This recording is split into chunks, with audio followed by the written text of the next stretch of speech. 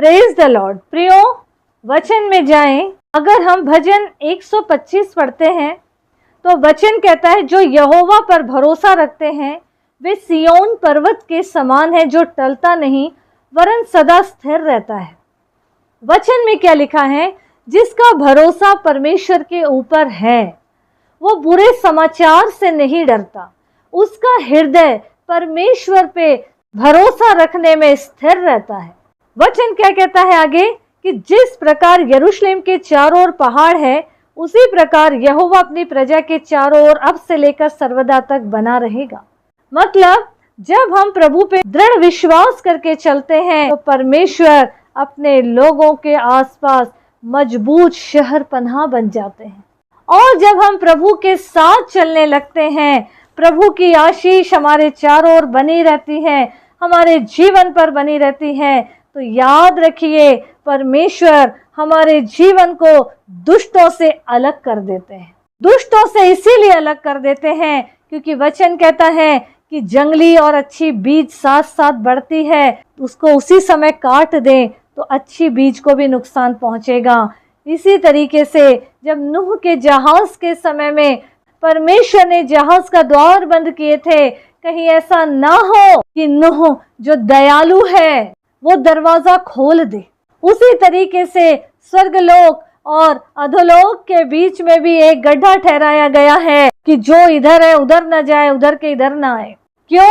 क्योंकि वचन के हिसाब से अगर देखें कि जो इंसान अच्छा है, दयालु है, वो हर जगह अपनी दया ही दिखाएगा, जो दुष्ट है वो फायदा ही उठाएगा। वचन क्या कह रहा है 125 का 3 पद, क्योंकि दुष्टों का राजदंड धर्मियों के भाग पर बना ना रहेगा, ऐसा ना हो कि धर्मी अपने हाथ कुटिल काम की ओर बढ़ाए। जब दुष्टों के साथ अगर धर्मी चलेगा तो हो सकता है कुछ असर उस पर भी हो जाए। तो इसीलिए वचन के हिसाब से देखें तो दोनों को अलग अलग किया गया है। न्याय के समय में भी भेड़ और बकरियों को अलग कर दिया गया है। आगे वचन कहता है, हे यहोवा भलों का और सीधे मन वालों का भला कर, परंतु जो मुड़कर टेढ़े मार्गों में चलते हैं उनको यहोवा अनर्थकारियों के संग निकाल देगा, इज़राइल को शांति मिले।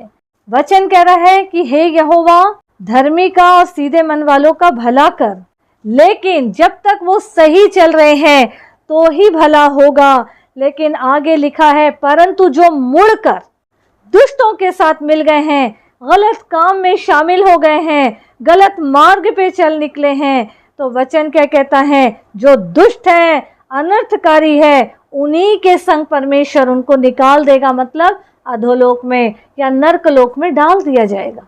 पर इज़राइल को, जो प्रभु के लोग हैं, जो प्रभु के चुने हुए हैं, उनको प्रभु अपनी शांति प्रदान करेंगे। वचन कहता है कि परमेश्वर पे जिसका भरोसा है वो कभी नहीं टलेगा, अटल रहेगा। तो प्रियो, अपने भरोसे को परमेश्वर पिता प्रभु यीशु पे दृढ़ करें ताकि ये जीवन प्रभु के राज्य के लिए बढ़ता जाए और कईयों के उद्धार की वजह बनता चला जाए। प्रभु यीशु मसीह इस वचन के द्वारा हर एक को आशीष दे। आमीन आमीन।